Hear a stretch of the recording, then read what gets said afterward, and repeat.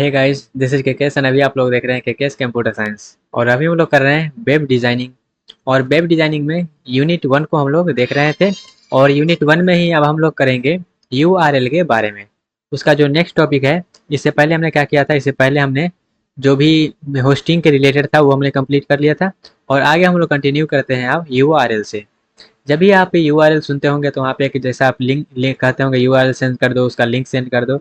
तो वो आखिर है क्या, उसके बारे में हम लोग अभी चर्चा करेंगे।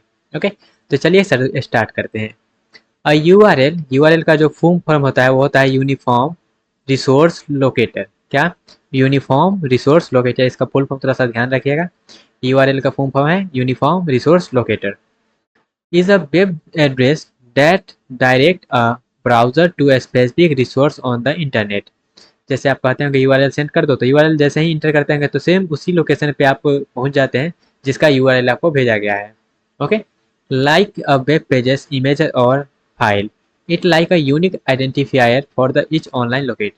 जितना भी ऑनलाइन लोकेशन है सबके लिए क्या होता है, वो यूआरएल यूनिक होता है। ऐसा नहीं है जो दो और जो दो वेबसाइट का सेम यूआरएल है, ऐसा नहीं होगा। सबका जो होगा वही यूनिक होगा। ओके, तो व्हाट इज यूआरएल यहाँ पे की बात करें तो व्हाट इट इज। तो ये URL is address of resource on internet allowing user to browse the locate and access it. उसके बाद इसका स्ट्रक्चर का बात करें तो यूआरएल टिपिकली इंक्लूड क्या प्रोटोकॉल लाइक ये जो एच टी टी पी या फिर H T T P S जो होता है, ये क्या है, प्रोटोकॉल है। और domain name like google.com and the path like, ये जो होता है ये इसको बोलते हैं path, date point two the specific location with in the domain.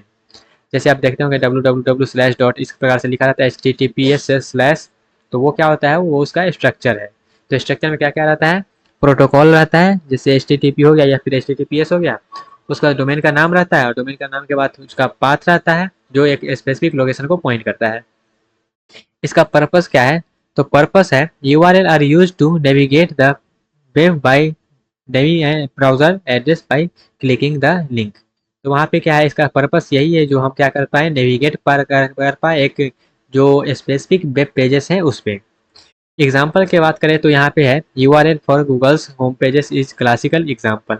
Okay, जैसे आप गूगल का होम पेज आप ओपन करिएगा तो क्या है, क्लासिकल एग्जाम्पल है यूआरएल का।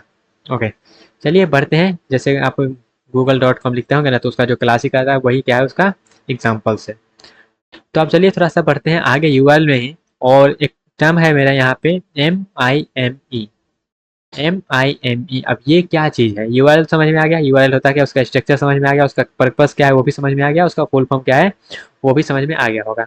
अब थोड़ा सा बढ़ते हैं नेक्स्ट पे जो कि है MIME। अब हम लोग देखते हैं MIME को। तो MIME का मतलब क्या है, in computing specially multipurpose internet mail extension. तो MIME क्या है, एक शॉर्ट फॉर्म है। इसका फुल फॉर्म क्या है, इसका फुल फॉर्म है multipurpose internet mail extension. MIME, multipurpose internet mail extension. In computing MIME is a protocol, ये क्या है, एक प्रोटोकॉल है। Protocol that allow various data type जैसे कि audio, video and binary files through mail. ये सब जैसे कि ऑडियो भेजना, वीडियो भेजना, बाइनरी फाइल्स भेजना, किसके थ्रू, ईमेल के थ्रू। ये क्या है, एक प्रोटोकॉल है MIME। Okay, MIME as a technical term, जैसे कि इसका डेफिनेशन का बात करें तो MIME stand for multipurpose internet mail extension.